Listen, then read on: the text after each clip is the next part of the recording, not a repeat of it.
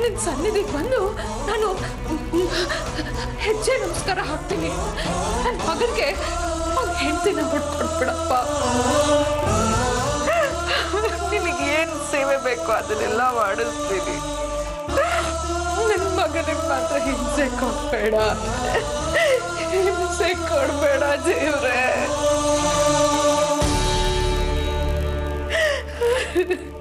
ಚೈತ್ರ ಚೈತ್ರ ಎಲ್ಲಿದ್ಯಪ್ಪ? ಹೇಗಿದ್ಯಪ್ಪ ನೀನು?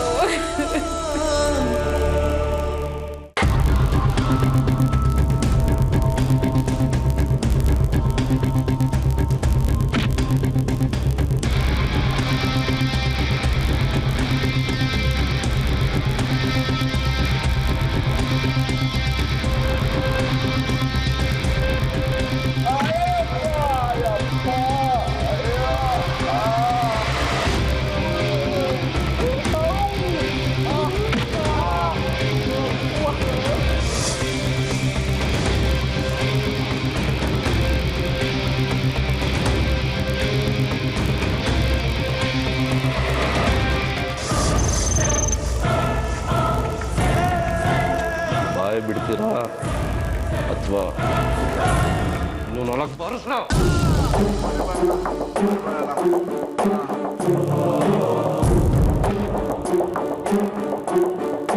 ಹಾಗಾದ್ರೆ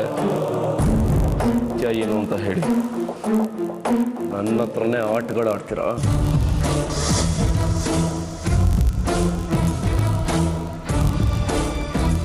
ಚೈತ್ರ ಎಲ್ಲಿ? ಏನಾದ್ಲು? ನೀವೆಲ್ಲ ಸೇರ್ಕೊಂಡು ಅವಳಿಗೆ ಏನ್ ಮಾಡಿದ್ರಿ? ಹೇಳ್ದೆ ಹೋದ್ರೆ ಪ್ರತಿಯೊಬ್ರು ಇಲ್ಲೇ ಹೊಡೆದು ಕೂತಾಕ್ಬಿಡ್ತೀನಿ. ಹೇಳ್ಬಿಡ್ತೀನಿ, ನಿಜ ಹೇಳ್ಬಿಡ್ತೀನಣ್ಣ.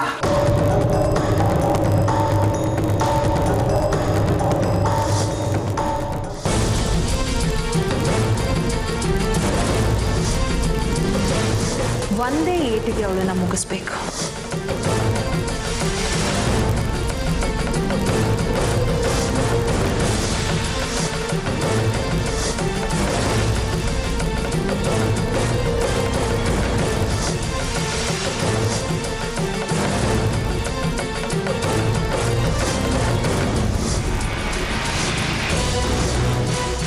ಹೇಳಿರೋದೇನಾದ್ರೂ ನನಗೆ ಸುಳ್ಳು ಅಂತ ಗೊತ್ತಾದ್ರೆ ಬಾಯಲ್ಲಿ ಹೇಳ್ತೀನಿ. ಆಮೇಲೆ ಮಾಡಿ ತೋರಿಸ್ಬೇಕಾಗತ್ತೆ.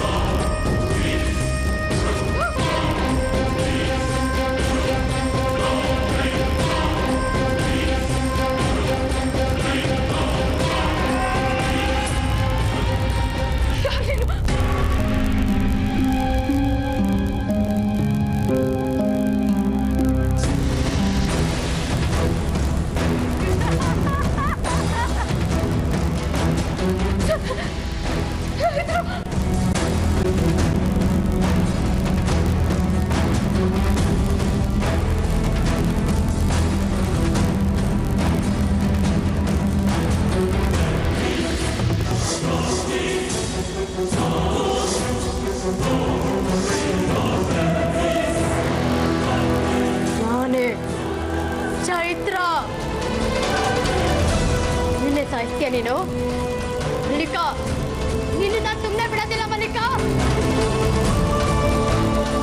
ಬಂದು ಕಾಡ್ತಿದ್ದೀನಿ. ನಾನು ಸುಮ್ಮನೆ ಬಿಡೋದಿಲ್ಲ. ನಿನ್ನನ್ನು ಸಾಯಿಸ್ತೀನಿ.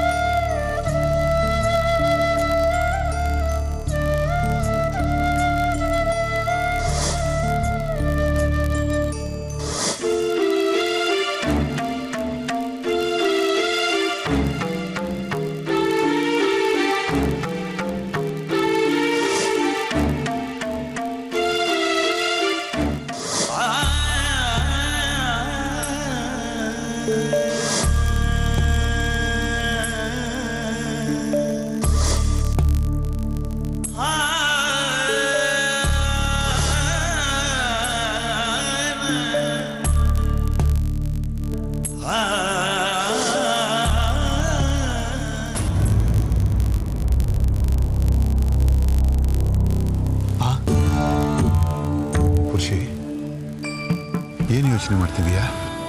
ವಿಷಯ ಗೊತ್ತಾಯ್ತಪ್ಪ. ಚೈತ್ರನ ಯಾರು ಕಿಡ್ನಾಪ್ ಮಾಡ್ಬಿಟ್ಟಿದ್ದಾರೆ.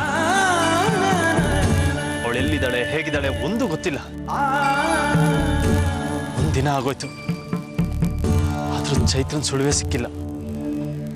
ಸಮಾಧಾನ ಮಾಡ್ಕೋ ಖುಷಿ, ಸಮಾಧಾನ ಮಾಡ್ಕೋ. ನನಗೆಲ್ಲ ವಿಷಯ ಗೊತ್ತು ಕಣ. ಅದಕ್ಕೆ ನೀನು ನೋಡ್ಕೊಂಡು ಮಾತಾಡ್ಕೊಂಡು ಹೋಗೋಣ ಅಂತ ಬಂದೆ. ಅಲ್ಲ ಕಣ, ನೀನೇ ಹೀಗೆ ಕಂಗಾಲಾಗಿ ಕೂತ್ಕೊಂಡ್ರೆ ಹೇಗೆ? ನೀನು ಯಾವತ್ತೂ ಧೈರ್ಯ ಗೆಡಬಾರ್ದು ಕಣಪ್ಪ, ಧೈರ್ಯವಾಗಿರ್ಬೇಕು. ಹೇಗೆ ಧೈರ್ಯವಾಗಿರ್ಲಪ್ಪ? ಚೈತ್ರ ಗರ್ಭಿಣಿ, ಚಿಕ್ಕಮ್ಮನ ಜೊತೆ ದೇವಸ್ಥಾನಕ್ಕೆ ಅಂತ ಹೋದವಳು ಯಾವುದೋ ಚಿಕ್ಕ ಜಗಳಕ್ಕೆ ಕಿಡ್ನಾಪ್ ಆಗ್ಬಿಟ್ಟಿದ್ದಾಳೆ. ಗೊತ್ತಾಯ್ತು. ಪೊಲೀಸ್ನವರು ದೂರು ಕೊಟ್ಯಾ? ಚಿಕ್ಕಮ್ಮ ಕಂಪ್ಲೇಂಟ್ ಕೊಟ್ಟಿದ್ದಾರೆ, ಪೊಲೀಸರು ಹುಡುಕ್ತಾ ಇದ್ದಾರೆ. ನಿನ್ನೆ ಯಾವುದೋ ಒಂದು ಬಾಡಿ ಸಿಕ್ಕಿದೆ ಅಂತ ಐಡೆಂಟಿಫಿಕೇಶನ್ ಕರೆದಿದ್ರು. ಬಹಳ ಬೇಜಾರೆಲ್ಲ ಔಟ್ ಬಂದೆಪ್ಪ. ಹೌದಾ? ಸದ್ಯ ನಮ್ಮ ಅದೃಷ್ಟ ಅದು ಚೈತ್ರನ್ ದೇಹ ಆಗಿರಲಿಲ್ಲ. ಅವಳಿಗೇನು ಆಗಿರಲ್ಲ ಪುರುಷಿ. ಅವಳು ಸತ್ತಿದ್ದಾಳೆ ಅಂತ ಯಾಕೆ ಅನ್ಕೋತೀಯ? ಅವಳು ಚೆನ್ನಾಗಿರ್ತಾಳೆ, ಅವಳು ಚೆನ್ನಾಗಿದ್ದಾಳೆ ಅನ್ನೋ ನಂಬಿಕೆ ನನಗಿದೆ. ನನಗೆ ಗೊತ್ತಪ್ಪ, ಚೈತ್ರನ್ ಏನೂ ಆಗಿರಲ್ಲ, ಅವಳು ಚೆನ್ನಾಗೇ ಇರ್ತಾಳೆ ಅಂತ. ಆದರೂ ಪೊಲೀಸ್ ಅವ್ರು ಹಾಗೆ ಹೇಳಿದಾಗ ನಮ್ಮ ಮನಸ್ಸಿನ ಸಮಾಧಾನಕ್ಕಾದರೂ ಹೋಗ್ಲೇಬೇಕಾಯ್ತು. ನೋಡು, ನೀನು ಗಾಬರಿ ಆಗಬೇಡ. ಸ್ವಲ್ಪ ಕೂಲಾಗಿ ಕೂತ್ಕೊಂಡು ಯೋಚನೆ ಮಾಡು. ಈ ಘಟನೆ ಹೇಗಾಯಿತು, ಇದರಿಂದ ಯಾರ್ಯಾರು ಇದ್ದಾರೆ ಅಂತ ಸ್ವಲ್ಪ ಯೋಚನೆ ಮಾಡು. ಆಗ ಚೈತ್ರನ ಹುಡುಕೋದಕ್ಕೆ ಸುಲಭ ಆಗುತ್ತೆ. ಆದರೆ ಯಾರು ಈ ಕೆಲಸ ಮಾಡಿದ್ದಾರೆ ಅಂತಾನೆ ಗೊತ್ತಾಗ್ತಾ ಇಲ್ಲ. ನಾನು ವಿಕ್ಕಿನೂ ಹೋಗಿ ವಿಚಾರಿಸ್ದೆ, ದೊಡ್ಡ ಜಗಳನೇ ಆಯಿತು. ಆದರೆ ಈ ಕೆಲಸ ವಿಕ್ಕಿ ಮಾಡಿದ್ದಾನೆ ಅಂತ ನನಗೆ ಅನ್ನಿಸ್ತಾ ಇಲ್ಲಪ್ಪ. ಕಿಡ್ನಾಪ್ ಮಾಡಿರೋ ಆತಂಕ ಆಗಲಿ ತಳಮಳ ಆಗಲಿ ಅವನ ಮುಕ್ತಲ್ಲಿಲ್ಲ. ಹೌದಾ? ಸರಿ, ನಿಮ್ಮ ಚಿಕ್ಕಮ್ಮ ಏನಂತಿದ್ದಾಳೆ? ಚಿಕ್ಕಮ್ಮನ ಪರಿಸ್ಥಿತಿ ನೋಡೋಕ್ಕಾಗ್ತಾ ಇಲ್ಲಪ್ಪ. ಒಂದೇ ಸಮನೆ ಕಣ್ಣಲ್ಲಿ ನೀರು ಹಾಕ್ತಾ ಇದ್ದಾರೆ.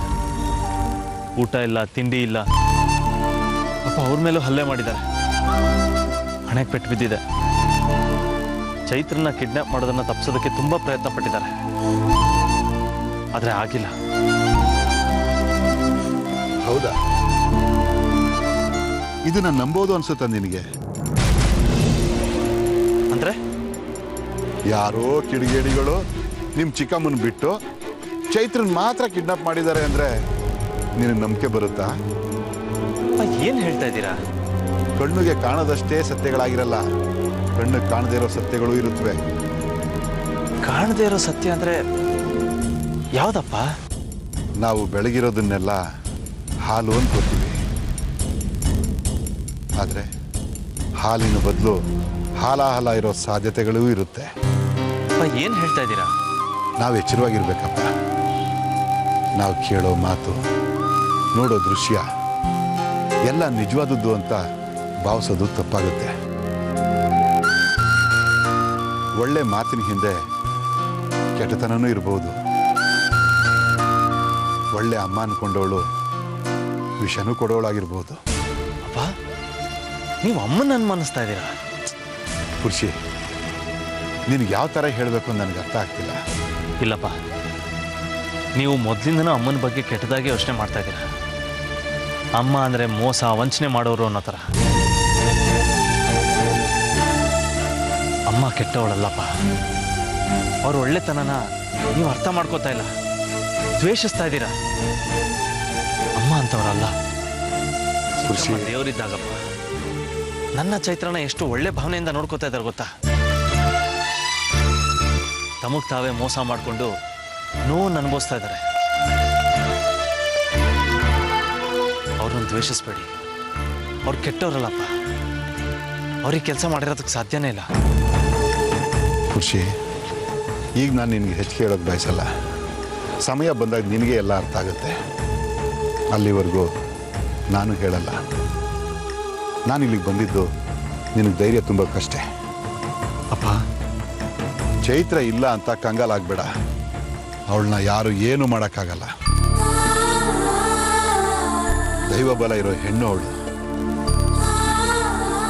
ದೇವರ ಆಶೀರ್ವಾದ, ದೊಡ್ಡವರ ಆಶೀರ್ವಾದ ಇರುವಾಗ ಏನೂ ಆಗಲ್ಲ. ಖಂಡಿತ ಬಂದೇ ಬರ್ತಾಳೆ.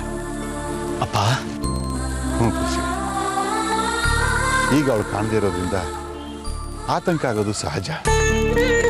ಆದರೆ ನಮ್ಗಳ ನಂಬಿಕೆನೆ ಅವಳನ್ನ ಉಳಿಸೋಕೆ ಸಾಧ್ಯ.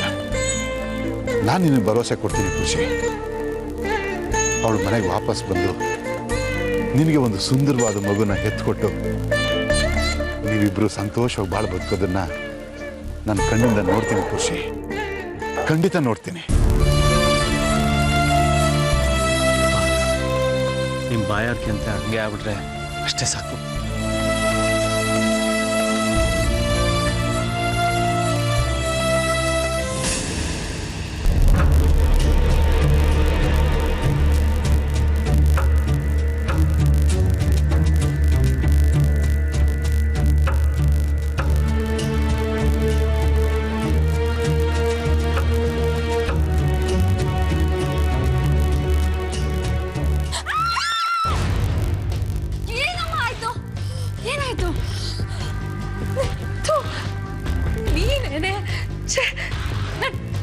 ಎಷ್ಟು ಹೆದರ್ಕೊಂಡ್ಬಿಟ್ಟೆ ಗೊತ್ತಾ?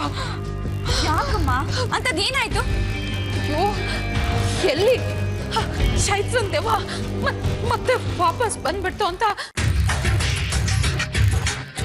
ಮತ್ತೆ ಕುತ್ತಿಗೆ ಎಷ್ಟು ಅಂತ ಭಯ ಆಗೋಯ್ತು ಕಣೆ. ದೆವ್ವನ? ಚೈತ್ರ ದೆವ್ವನ? ಹೌದು ಕಣೆ. ರಾತ್ರಿ 12 ಗಂಟೆಗೆ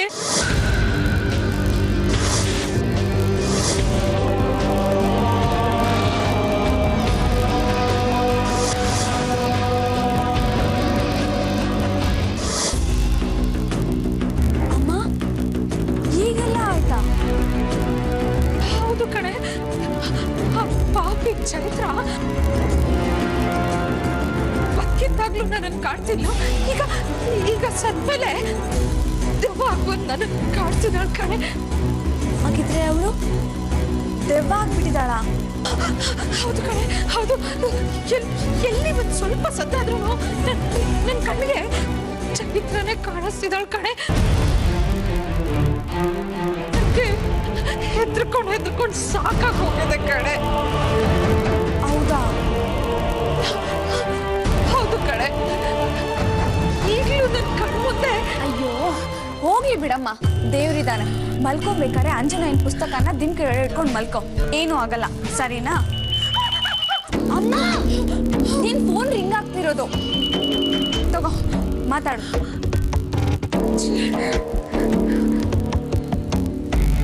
ಹಲೋ ಜೆಕೆ, ನೀನ್ ನನಗೆ ಫೋನ್ ಮಾಡೋದನ್ನ ಇಟ್ಕೋಬೇಡ ಅಂತ ಹೇಳಿದ್ದೆ ಅಲ್ವಾ? ನೀನ್ ಹೇಳಿದ ಅರ್ಥ ಆಗಲ್ವಾ? ನೀನ್ ಕೆಲಸ ಮುಗಿಸಿದಾಯ್ತು, ನಾನು ನಿನಗೆ ದುಡ್ಡು ಕೊಟ್ಟಿದ್ದಾಯ್ತು, ಅಲ್ಲಿಗೆಲ್ಲ ಮುಗೀತು. ಎಲ್ಲಿ ಮೇಡಮ್, ಈಗ ಶುರು ಆಗ್ತಾ ಇದೆ. ಆದ್ರೆ ಮುಗಿಸೋದು ತುಂಬಾ ಕಷ್ಟ ಆಯ್ತು.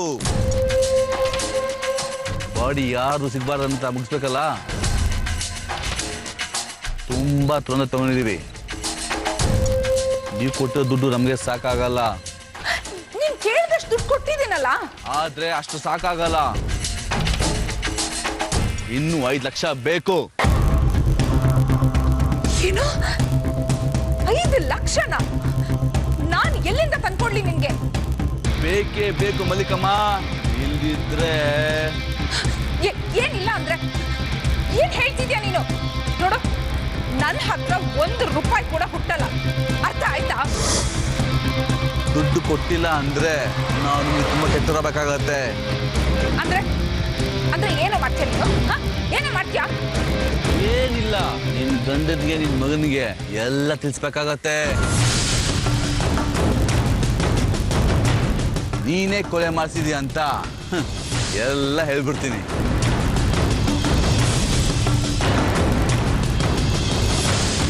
ನೀನು ಸೀದಾ ಜೈಲ್ಗೆ ಹೋಗ್ತೀಯಾ. ಯೋಚನೆ ಮಾಡು, ದುಡ್ಡು ಕೊಟ್ಟು ಮರ್ಯಾದೆ ಉಳಿಸ್ಕೋ. ನಾನು ಮತ್ತೆ ಫೋನ್ ಮಾಡ್ತೀನಿ, ದುಡ್ಡು ರೆಡಿ ಮಾಡ್ಕೋ. ಜಾಗ ಅಂತ ಹೇಳ್ತೀನಿ.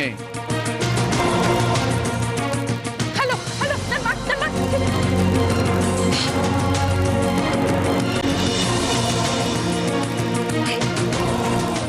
$5 ಲಕ್ಷ ನಾನು ಎಲ್ಲಿ ತಗೊಂಡು ಬರಲಿ? ಪೂಜಾ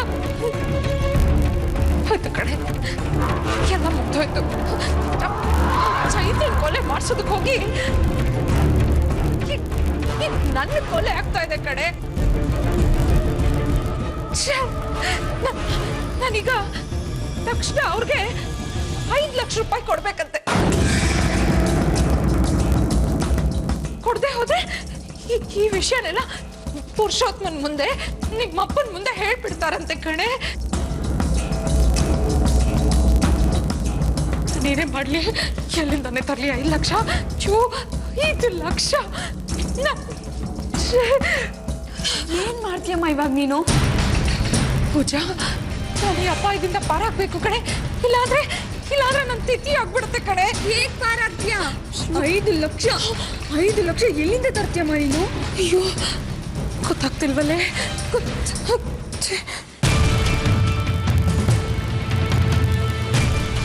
ಶಟ್ಕೋ,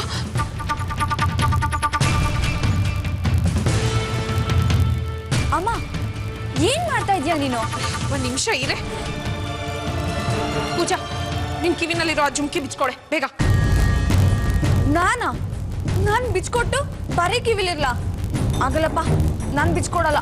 ಅಯ್ಯೋ, ಏನೇ ಹೀಗ್ ಮಾತಾಡ್ತಿದ್ಯಾ? ಅದು ನಾನೇ ತಾನೇ ನಿನಗೆ ಕೊಡ್ಸಿರೋದು. ಮತ್ತೆ ಕೊಡಿಸ್ತೀನಿ ನಾನು ನಿನ್ಗೆ, ಮೊದ್ಲು ಬಿಚ್ಕೊಡೆ. ನಿಮ್ಮಮ್ಮ ಅಪಾಯದಲ್ಲಿದ್ದಾಳೆ, ಇಂಥ ಟೈಮ್ನಲ್ಲಿ ಹೀಗೆ ಮಾತಾಡ್ತಿಲ್ಲ. ಕೊಡು ಬೇಗ. ಇಲ್ಲಮ್ಮ, ನಾನಂತೂ ಕೊಡಲ್ಲ, ಸಾರಿ. ಅಯ್ಯೋ ಪೂಜಾ, ನನ್ನ ಮಾತು ಕೇಳೆ. ಪಾಪಿ, ನನ್ನ ಮಗಳಾಗಿ ಹೋಗಿ ನಾನು ನಿನ್ನ ನಂಬದ್ನಲ್ಲ. ನನಗೆ 100 ಎಕರೆ ಆಸ್ತಿ ಬಂದಿದ ತಕ್ಷಣ ನಾನೊಬ್ಳೆ ತಗೊಂಡು ಹೋಗ್ತೀನ? ನಿನ್ಗೂ ಸಿಗಲ್ವಾ ಅದು? ಹೋಗಿ ನಿನ್ನ ಮಗಳಾಗಿ ಪಡೆದಿದ್ದೀನಲ್ಲ ನಾನು. ಹೋಗ್ಲಿ ಬಿಡು, ಹಾಳಾಗೋಗ್ಲಿ. ನನ್ನ ಮೈ ಮೇಲಿರೋ ಒಡವೆನ ಎಲ್ಲ ಮಾರ್ತೀನಿ. ಹಾಳಾದವಳು.